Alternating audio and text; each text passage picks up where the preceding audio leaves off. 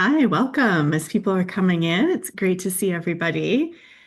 Warm welcome to this webinar that we are delighted to put together between the Saïd Business School, University of Oxford, the Smith School here at Oxford, and also with Oxford Net Zero. So really delighted to have you guys coming in.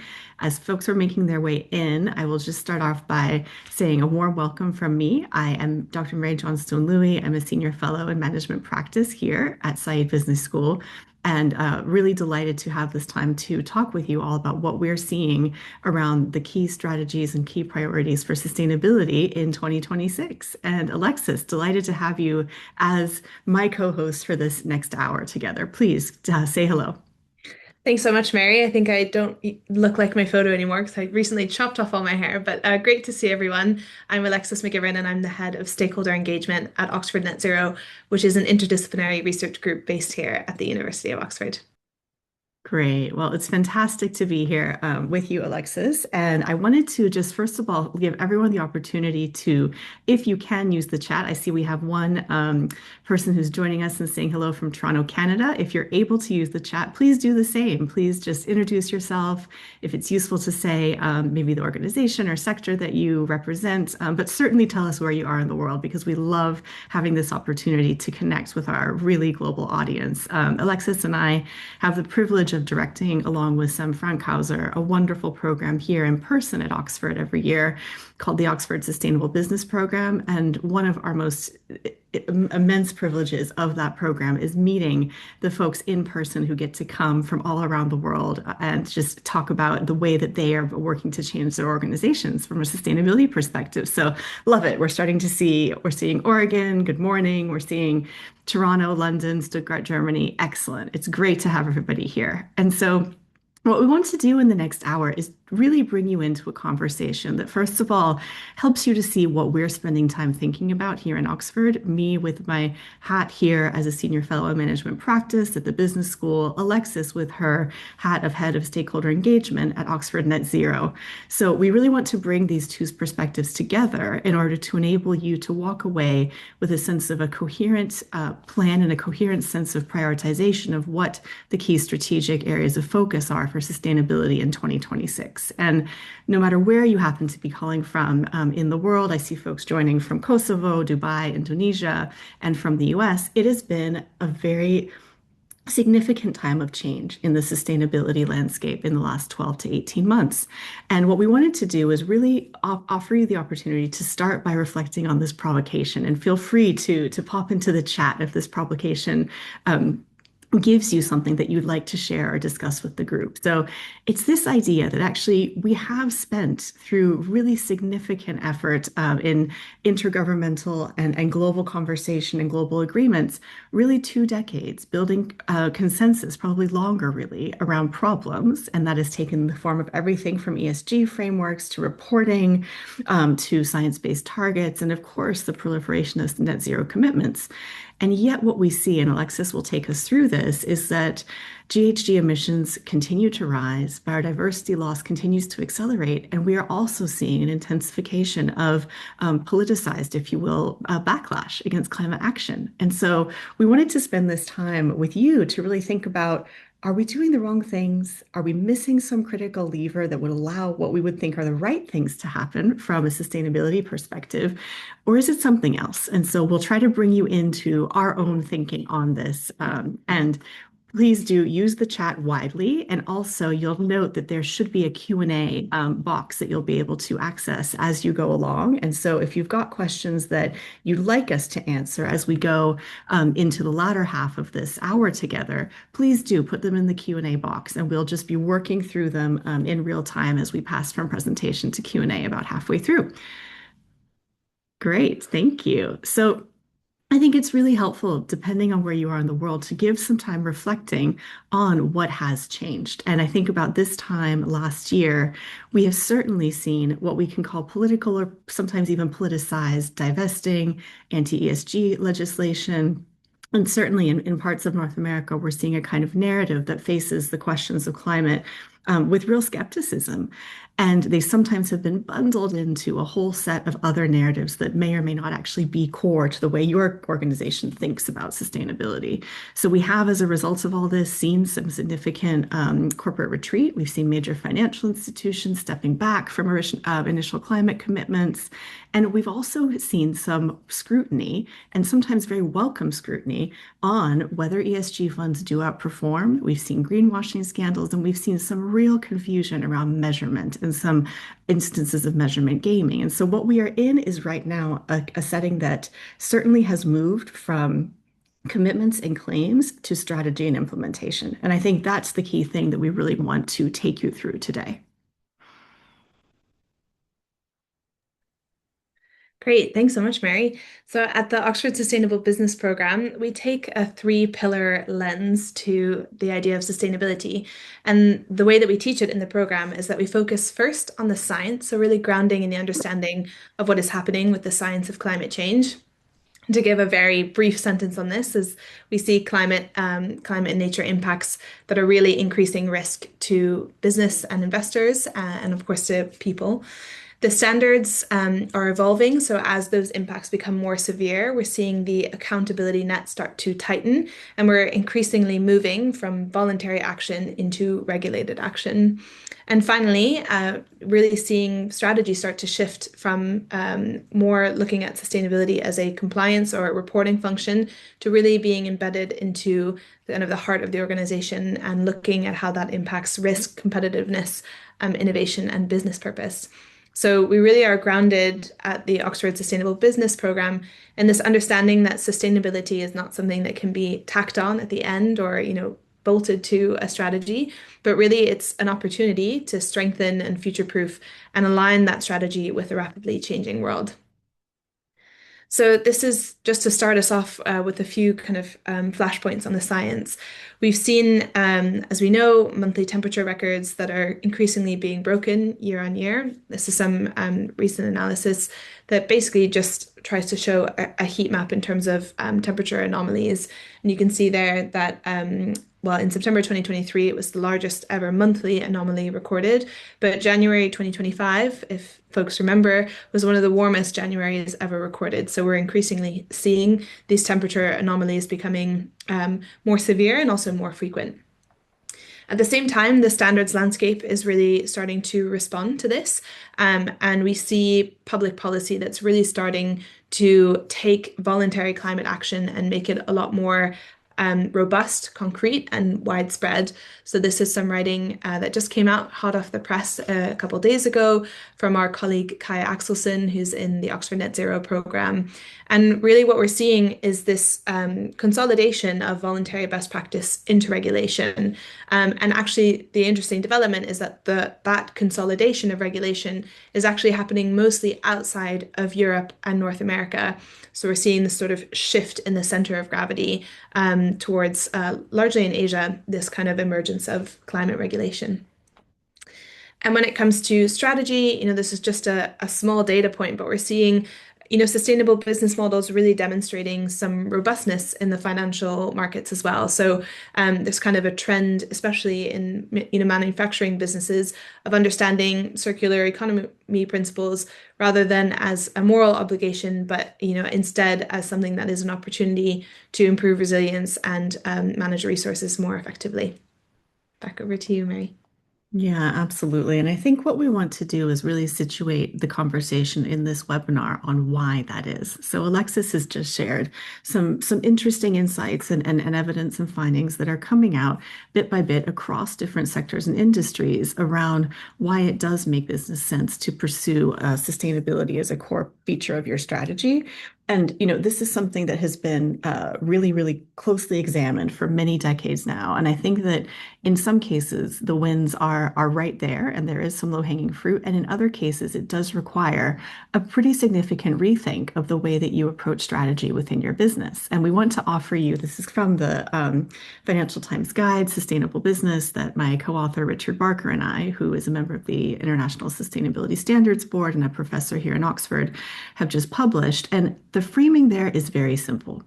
It's that a sustainable business is one that actually strengthens the natural and social systems as it creates profitable products and services. And on face value, this might sound quite nice, but the more that you dig, it helps you to see that there are fundamentally different ways to ask questions about business sustainability that are truly strategic. So, for example, we often think about sustainability from the level of our individual firms, right? And I'm looking in the chat and I'm seeing the different companies that are represented and the different geographies. But I think what's we're seeing is that it's really powerful when you turn that perspective on its head and you begin to ask, if we can see in the next slide, what are the systems on which my company impacts and depends to create value, right? And the why behind this is because businesses fundamentally create value through their impacts and dependencies on the natural and social systems around them. And a way, the more that we can get smart and strategic and focused on understanding what those links are,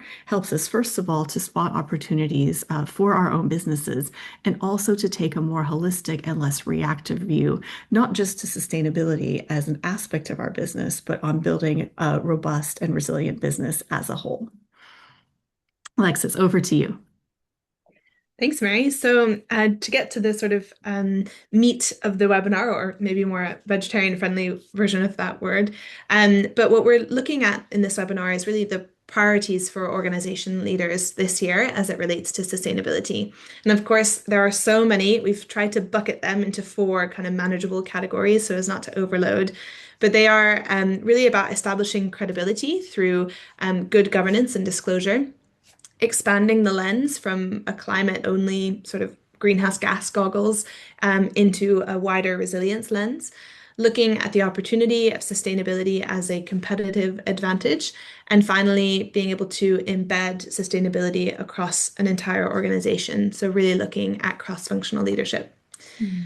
So to start with this point around establishing credibility, some of the backdrop of this, this organizational priority point is really expanding regulatory and disclosure requirements. So we're really seeing an expansion both across jurisdictions, but also in the expectations of what is actually reported in those disclosure mechanisms. And so we have started in disclosure on a voluntary side that really started almost 20 years ago with voluntary carbon disclosure that is now expanded in scope and in coverage.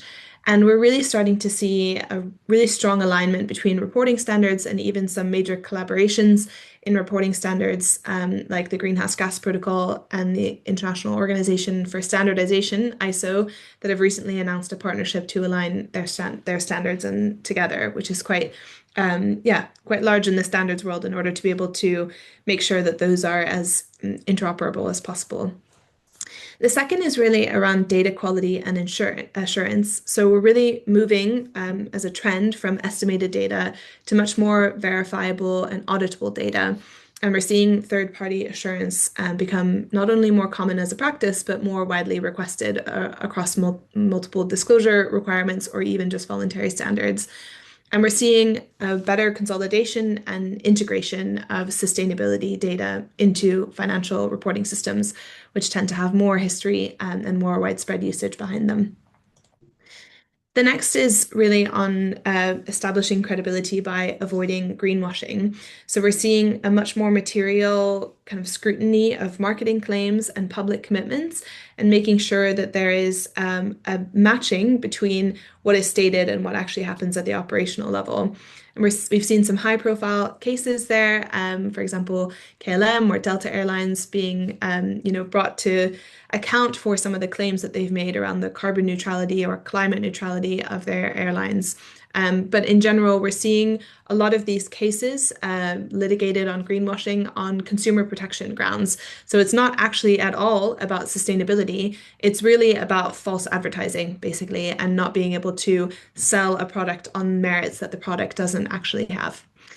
And finally, we've got a wider trend around building investor and stakeholder trust here. So that's kind of a wrap around this whole establishing credibility piece, but really around making sure that public positioning actually reflects what you're doing. In this kind of section, we're also talking about lobbying and the actions by trade associations. So there's been kind of a closing net on companies who state that they have very ambitious net zero goals and are acting towards them, when in fact they're members of trade associations that are actively campaigning against certain public policy positions that would basically allow them to move further faster. So trying to make sure that that all aligns and that there's sort of one cohesive narrative around sustainability from the inside and the outside.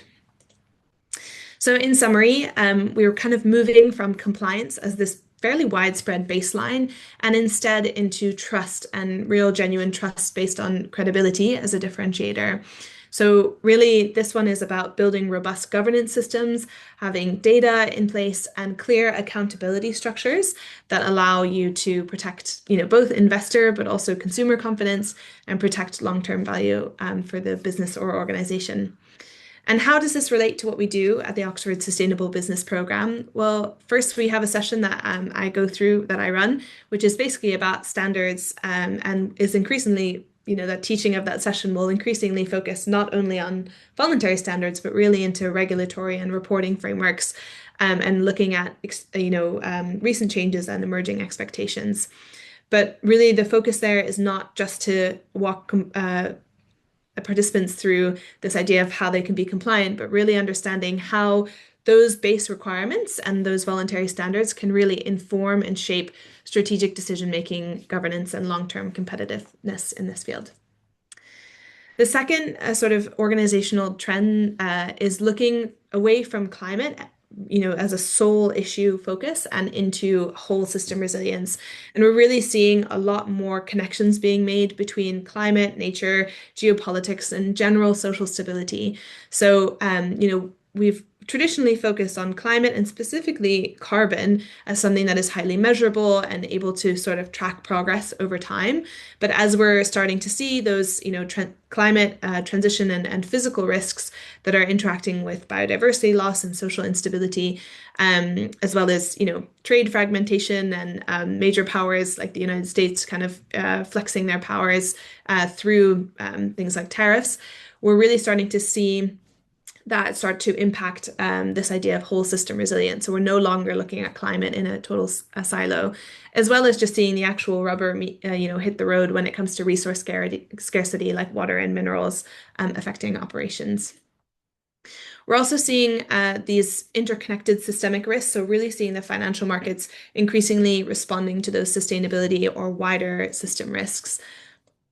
And really, this piece is about understanding that resilience goes beyond carbon accounting and goes beyond just knowing what your emissions target is and implementing targets to that end, but really looking at how investors in particular, or stakeholders, civil society groups, are looking at performance across a much wider remit than just climate. So there's an expectation, for example, that human rights obligations will be met, but increasingly that is moving as well to look at nature impacts. And we see the Task Force for Nature-related Financial Disclosures also starting to get an understanding of what does it look like to measure a single organization's sort of compliance with best practice around nature conservation and avoiding further nature degradation. We're also seeing, mandatory transition planning start to roll out quite significantly, and that is again beyond just climate compliance, but really looking at how the entity as a whole is transitioning. And so this piece on the summary is really that in 2026 and beyond, I think this is a trend that is sort of here to stay, is that organizations that focus only on carbon metrics really risk narrowing their focus and missing broader systemic vulnerabilities that they might be, vulnerable to. And so the competitive advantage in this space will really come from leaders who really understand that interaction between multiple different nodes in the system and really embed that thinking and that understanding into strategy. And so, how do we address this during the week at the Oxford Sustainable Business Programme? We really try to look at sustainability through an interdisciplinary lens. So, as I say, we have this three pillars approach: the science, the standards, and the strategy. And so, we try to integrate sessions on climate, on nature. Actually, this coming year we have two sessions on nature rather than just one last year. So, trying to increase that understanding across the wider system lens and really discussing interconnected risks. And part of this also comes from the amazing cohort. We have about 30 people in the cohort generally who are coming from a very wide spread of professional backgrounds, of geographies, and that really helps us also in the classroom to sort of discuss how different issues are affecting sustainability outcomes. And with that, I'll hand back over to Mary. Absolutely. Thank you, Alexis. And it's great to see that we have our first question in the Q&A. So please do continue to use the Q&A button, and we'll look forward to discussing them. I see our first one is a really interesting one around if the EU is shifting, then how are we meant to plan? So looking forward to the Q&A piece of that. And please do use the Q&A to start having a chat with us. So where does what Alex has just shared leave us, right? I think it's been a really, really helpful way to think about the way businesses are looking at the move from voluntary to statutory regulations, the move from, if we were to say, as we were before, around claims to delivery, and fundamentally really needing to price in the risks that have sometimes been or often been excluded from the ways that businesses are building their strategy. And I want to just bring a slightly complementary frame to what Alexis has just shared. And this, those of you I see, Dino and Danielle, we have at least two of our Oxford Sustainable Business Program alums on the call, and they will know this is our mantra for the program. They will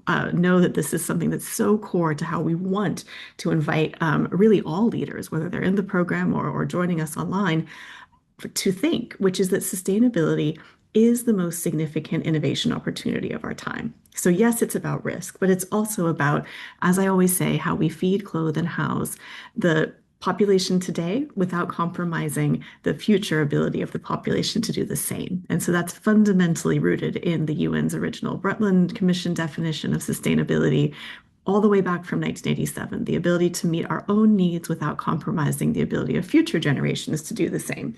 And it will not surprise you that we are quite far from being able to do that, which means that the companies who are able to really think in this way and even collaborate across their sectors in this way are really positioned to be industry leaders and are positioned to scale innovations that will be, without exaggeration, world changing. Okay, so next slide, Alexis, and let's dive into the ways that we can think about this really from a corporate perspective. So I did a piece recently in Forbes, which is just trying to help clarify some of the questions that you might want to bring into your organization. And I focus on four questions. Which is really helping you to think about how do we ensure that we are not thinking about sustainability as a silo or as an add-on, but rather we're actually seeing this as a strategic tool that helps us to rethink how our business sits within wider environmental and social systems. So the questions, as we move to the next slide, please, are, first of all, can my leadership team and my board, ideally, identify our company's top three sustainability related risks and also opportunities? If your board and your leadership are not at the place where they would feel confident doing this, to the extent that they would be able to speak about it with investors, speak about it with their executive teams, speak about it with their direct reports, then this is really where to start, right? And it's starting there from a perspective of building that long-term strategic advantage and solving those kinds of innovation challenges that we were just mentioning, and being able to get to that point of feeling really equipped and comfortable identifying how these specific risks and opportunities link to the business, right? So the next question then is, do we have a clear process to reflect these risks and opportunities in our strategy and decision making? And this is often a gap that we're seeing with organizations. I was speaking with a very large organization yesterday based here in the UK, and they do have this kind of board level buy-in, but the one step down, if you will, down into the executive team and down into the C-1, they are lacking that bridge to be able to bring those risks and opportunities into the day-to-day decision making with which the executive team is tasked. And I think that's often the bridge that we really want to empower and equip leaders to be able to build where it might be lacking.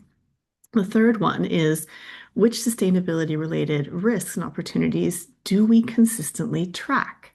And where do we need more information or more data? And thankfully, this is an area where our ability to get and to check and to have access to reliable data is exponentially improving. And so we are moving away from a world in which all the sustainability data that we might have is from corporate self-reports. We're actually moving into a world in which things like GPS mapping, we had an amazing participant in our last Oxford Sustainable Business Program who actually worked for the European Space Agency and was talking about their public program on looking at mapping of deforestation and other sustainability related issues. And so this is something where some of the tools and technologies that are available to us, and many of them available publicly, are really much more powerful than they used to be.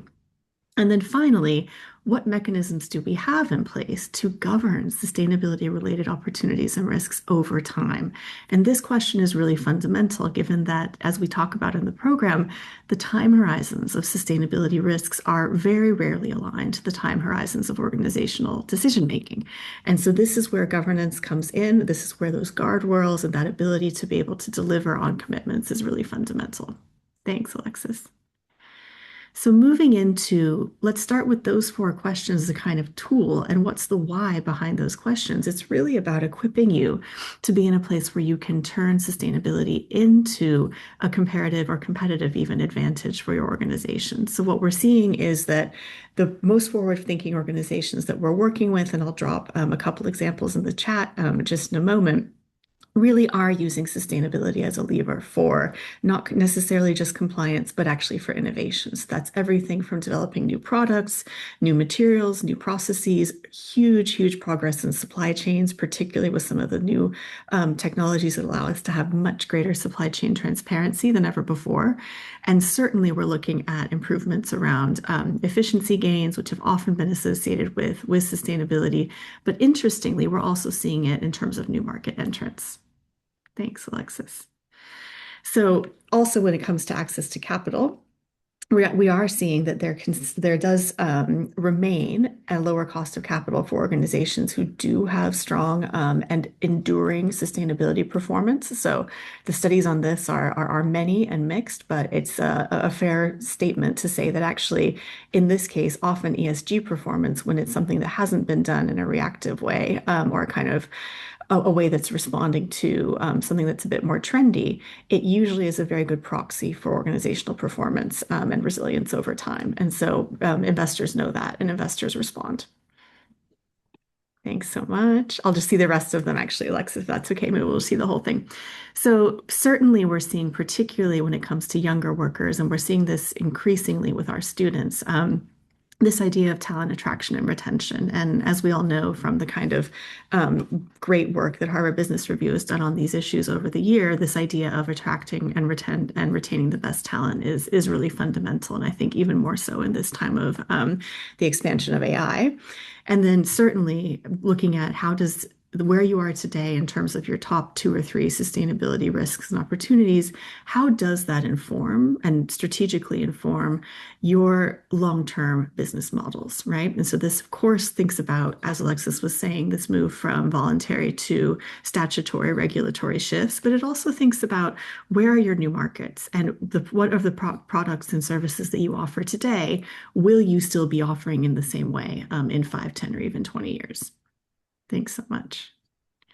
Great. So in summary, I think we've made the point very clear that certainly the sort of fresh perspective for 2026, and then for this, we're very grateful, is that sustainability is not just about reducing downside risk. It's actually a source of growth. It's a source of innovation. And yes, it is a source of competitive differentiation for now, although what we're seeing is companies who are addressing systems level issues are often doing so most successfully together. And Alexis has some really interesting examples she can share probably in the Q&A or in the chat around some amazing work she's been doing with professional services firms who are looking at some shared challenges industry-wide and trying to think about what's a more coherent way for them to engage. So this is why for us, we really put so much emphasis on the action plan aspect of the Oxford Sustainable Business Program. And, to be honest, it's just about thinking how will you take where your organization is and actually take that organization on a journey to integrate sustainability into your strategy. Thanks so much. Great. And fundamentally, as those four questions that I shared from the Forbes article at the beginning indicate, this is really about breaking down silos. So this is about often seeing how sustainability aligns to the other functional areas of the organization. So what we're often seeing is that along with really deep conversations that are happening in strategy, we're also seeing those conversations in finance, in procurement, and increasingly, as Alexis alluded to, in legal, as we're seeing more and more companies, even those who have been, I'm thinking of a company like Danone, who has been, known as a very ethical player in the market for a very long time, faced a lawsuit in the last several years from an entity called Client Earth, which is based here in the UK, for their contribution to global plastic pollution. So no company is immune from this kind of litigation effect. And what we're seeing is also it's in procurement and in finance that we're also seeing there's a real appetite for innovation on sustainability aside from kind of managing the legal risk. And so clearly, this means that we're looking at shared ownership rather than isolated responsibility. We're looking at how organizations can eventually start to see sustainability as just a normal part of how they do business because they're using that systems lens that we talked about earlier to spot and to capture opportunities for value.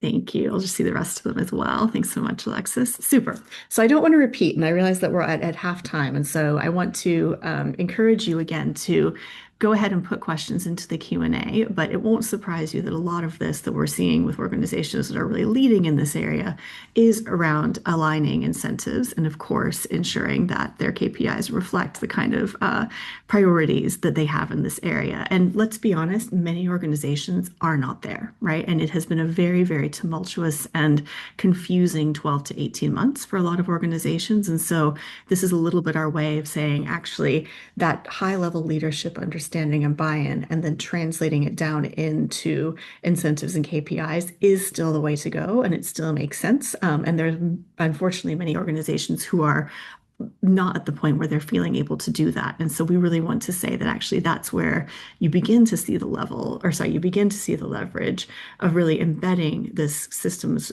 lens, if you will, and the sustainability perspective into organizational decision making. Thanks so much. We'll see the next slide. So we leave some time for Q&A.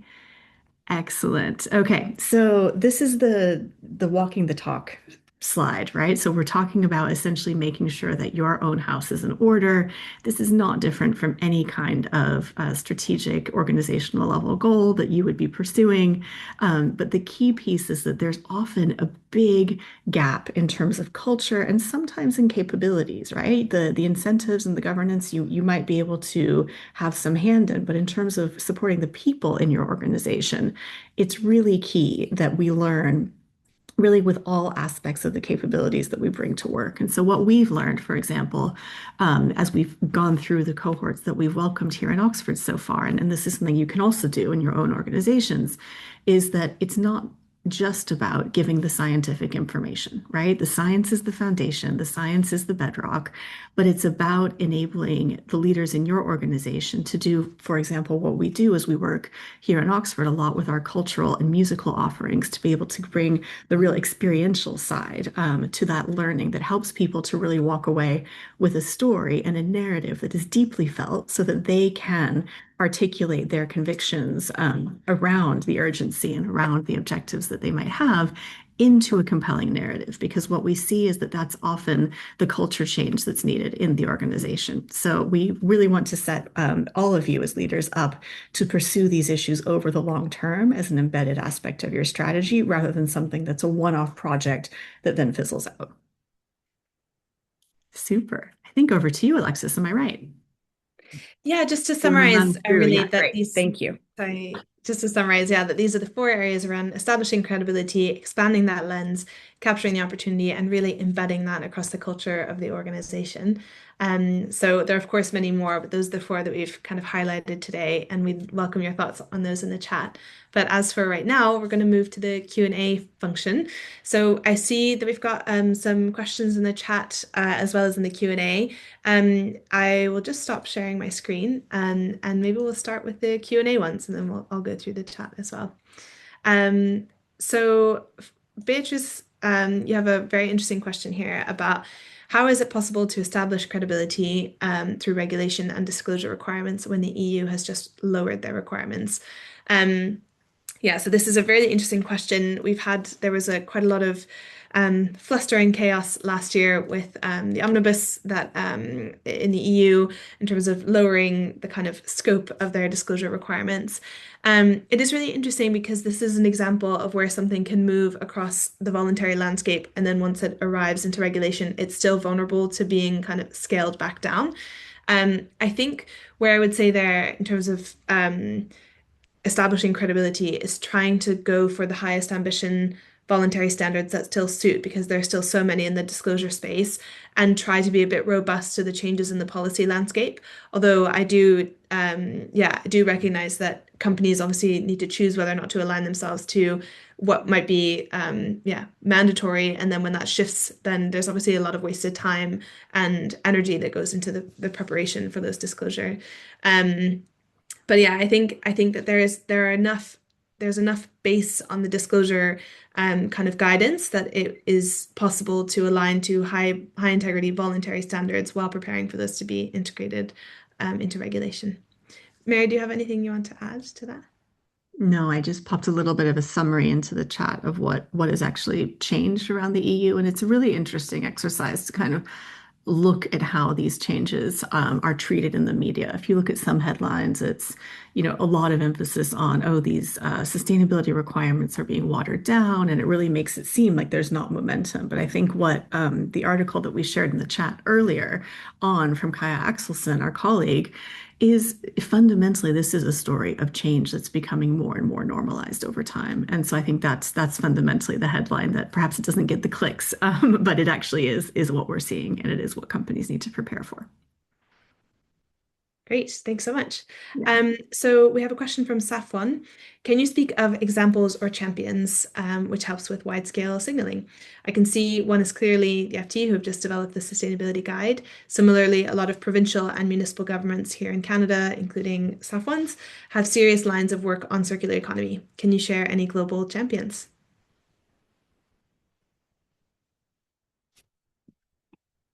Oh, Sorry. sorry, Mary. Yeah, no, I was just going to pop into the chat some amazing work that I've been doing with a group of companies who are just looking at exactly this. And these are companies that are from everything from consumer goods to food and agriculture to even one who's in tech. And so I'll share a link to a report that I did just at the end of last year on this.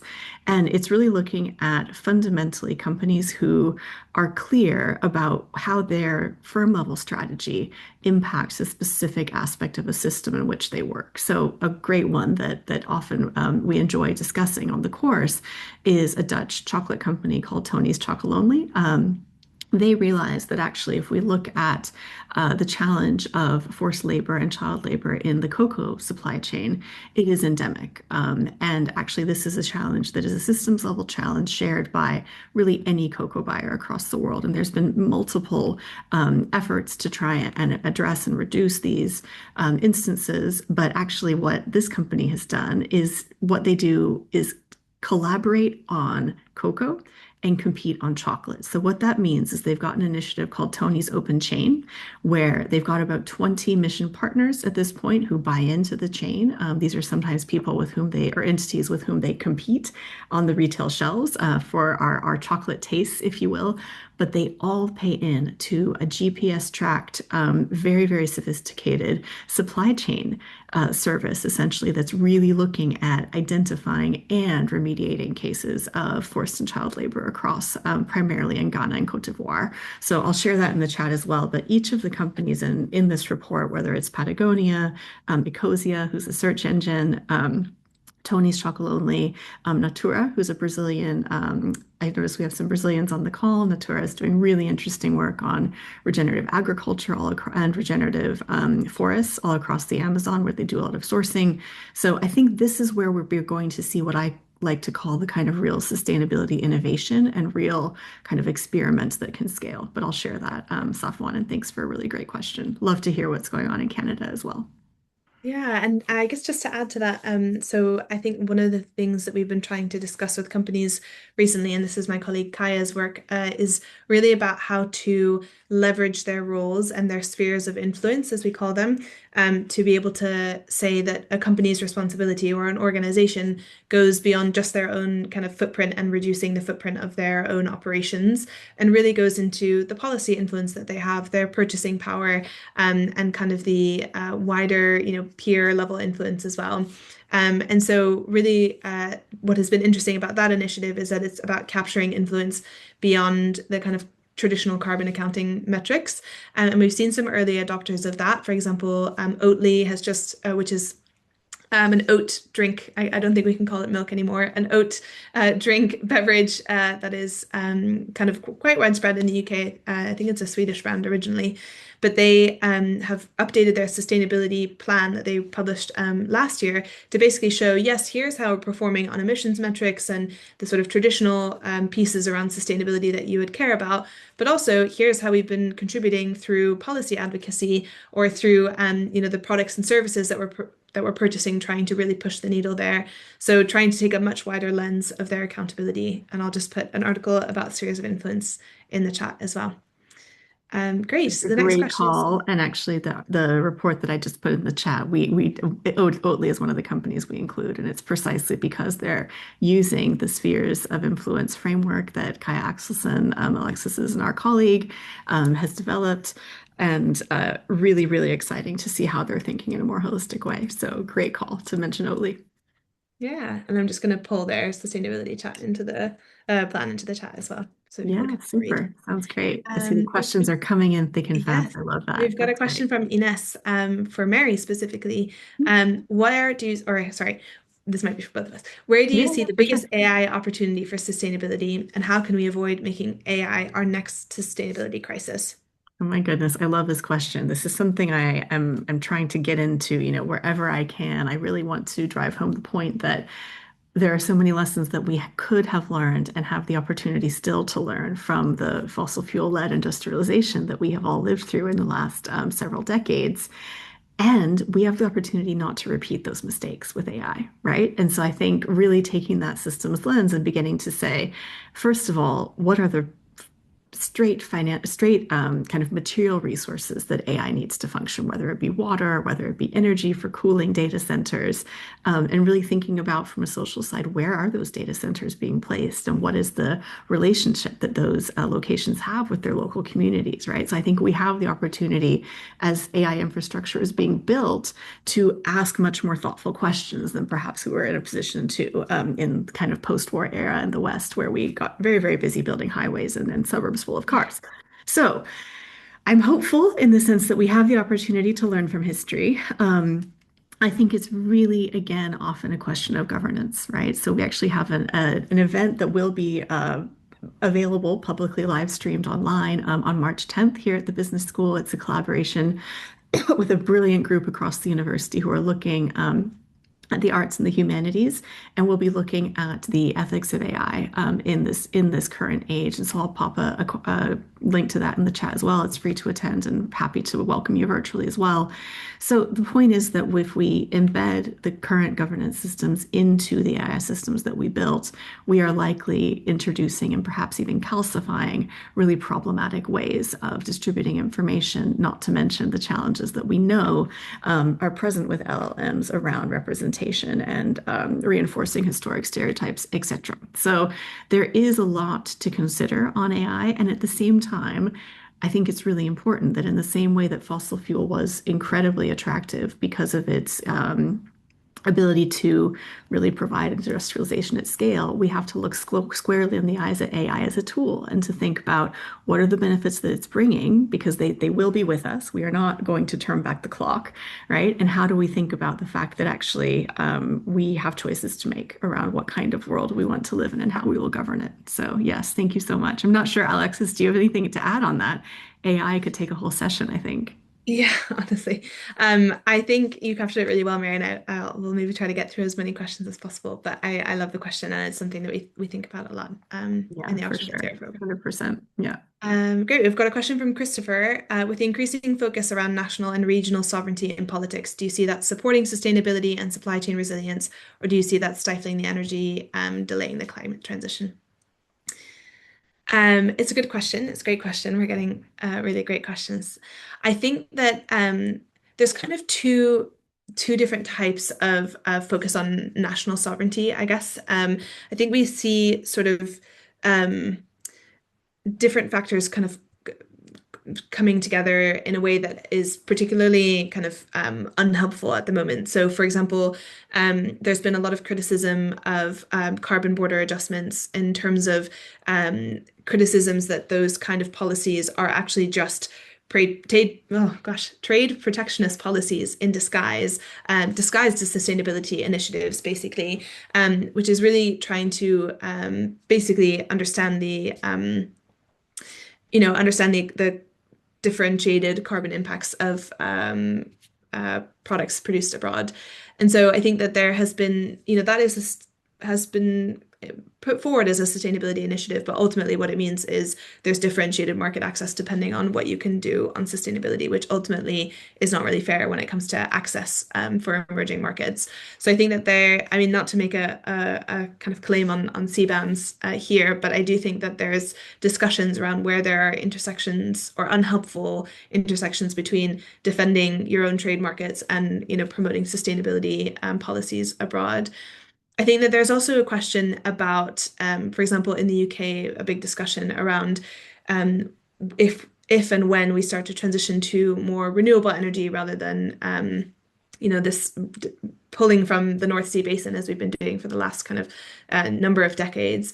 How will the development of a renewables industry or renewables kind of integration in the UK help UK-based British industry and particularly help the just transition of workers who were formerly in the oil and gas sector instead of, for example, importing wind turbines from abroad and just having one single installation and then that's it because the value sort of doesn't really end up staying in the UK.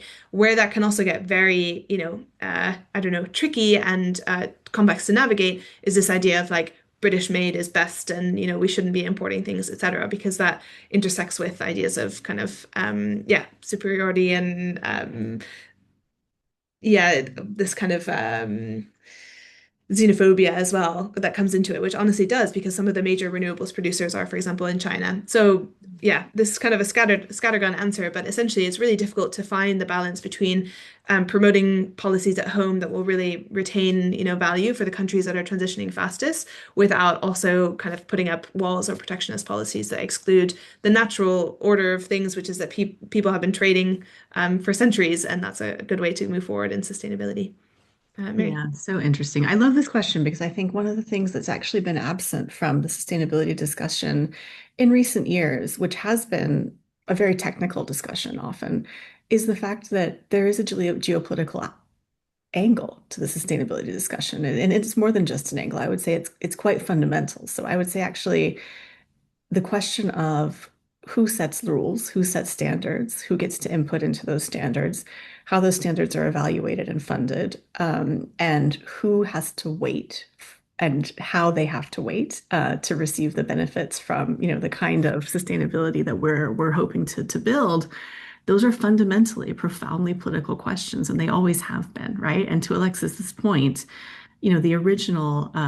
the first shareholder company in the world was actually established in the 15th century, sorry, the 16th century, 1500s, apologies, in order to enable individual investors from the UK to benefit from, at that time, English trade with Russia, right? In terms of looking at trading furs, it was the Muscovite trading company, even prior to the British East India Company. And so, this question of how do we exchange goods across borders and on what terms and who benefits from those exchanges is one that has been with us long before the current modern era. And I think that what we need to do is really build our muscles in being able to discuss these issues in a mature and solutions focused way across borders with the understanding that actually countries do come into this with a very, very different set of bargaining abilities. So it's best to look that in the eye and be really open about it. Yeah, thanks, Mary. We've got a question from Asim. In practice, what structural or decision-making shifts enable organizations to move sustainability from reporting and compliance into core strategy, investment decisions, and value creation? Yeah, such a great question. I'll take this one just, because I think about it all the time, Asim, and I think it's so fundamental. I really do think it's essential to start with that very first question that I mentioned in the Forbes article, which I'll put into the chat. It's free to read.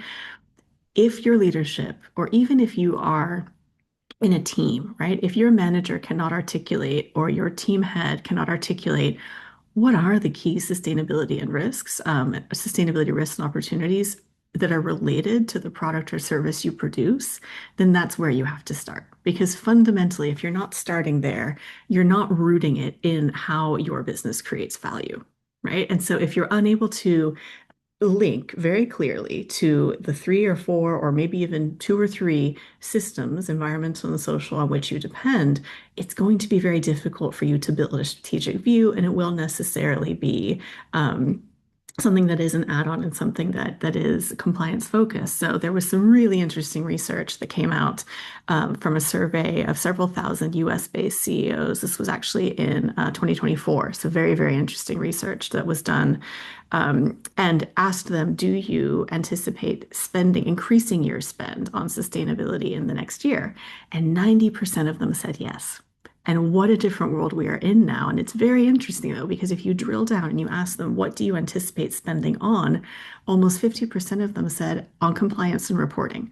And now I am not here to say compliance and reporting is not fundamental. It's crucial. Capital markets need it to understand and to assess their investment decisions. It's fundamental to be able to compare businesses and to understand your own position. But if it's not driven from strategy and if it's not driven from where you create value, it's very, very difficult to transfer it into that area of the business. Is there anything And you would add, Alexis? yeah, I guess I'll just add one of the things that we look at is basically what are the policies recommended at the net zero voluntary initiative level to encourage action. And one of the pieces that has become more common since we did this assessment in 2022 and then again in 2024. And one thing that jumped quite a bit in terms of its coverage is tying executive pay to sustainability outcomes, because that's a surefire way to make sure that, it will be embedded into strategy is really tying it to the internal compensation mechanisms within the business. Great, thanks so much. I'm just going to go to some in the chat that came at different times. I'm trying to go in time order, and this is also a fun question. Can you say more about integrating arts and cultures into narratives? There's too much anxiety and need ways that are more joyful. I Um, love this question. I saw it in the chat and I was hoping we'd have some time to get into it. So I'll just give one example because it's really salient and I think it really speaks to what Alexis and I are trying to do with this program. So Oxford is known for its musical history, right? We have dozens of beautiful chapels here that are, perhaps not Sistine Chapel level, but they're absolutely stunning. And they've been places of music for in many cases, centuries. And so what we do is we do an exercise in one of those college chapels, which is a really, really beautiful historic surrounding where we actually work with a choir. And we ask our participants to take turns with, of course, instruction and guidance and kind of as part of a reflective exercise, conducting that choir. Because looking at sustainability and leading sustainability in your organization is not about having all the answers yourself. You will not be an expert in sustainable finance and sustainable procurement of all the key commodities. You will not be in a position where you have all the answers. But what you are able to do is think like a conductor and think about how do you bring the different pieces of your organization to their best so that the whole organization is pointing in this way that's much more innovative and really opening up into its organizational future and doing this in a very kind kind of tactile, beautiful way in the surrounding with music is just, I think, something that people really take away. And it teaches them something also about their own tendencies, perhaps the ways that they might lead that really stays with them. And so that's just one example of where we're trying to go beyond what you can do with traditional lectures. And I actually want to say, from a really clear perspective, I think Alexis and I both share this very strongly. We take it very seriously to be a sustainability program that's asking people to travel, sometimes long distances, to be with us physically in Oxford. So, our criteria as we think about program design is really, if this is content that someone could actually just simply read, if this is a lecture they could listen to, I think it's really difficult to defend delivering that content in person in Oxford, right? And so I think where we really lean into the design of the program is thinking, how do we leverage the fact that we are in this incredible historical city with all of these cultural and musical and historical artifacts at our fingertips, and that the fact that the cohort is together, because that's a very different learning experience. So I feel very from a sort of integrity point of view, very committed to making sure that we meet that test when we bring folks in person here in Oxford. Amazing. And then just to add to that, I think on the way that we try to organize the course, we also try to bring in some elements of storytelling and kind of, I have a background in improv, so we do some improv kind of exercises and stuff during the week, also just to keep us thinking and laughing together and creating connections, because that's also part of it too, is creating friendships with one another. Um, Absolutely. I'm conscious of time because I feel like we could speak about this stuff forever. But I'm just going to share my screen again and hand over to our wonderful program team to talk about the course in more detail.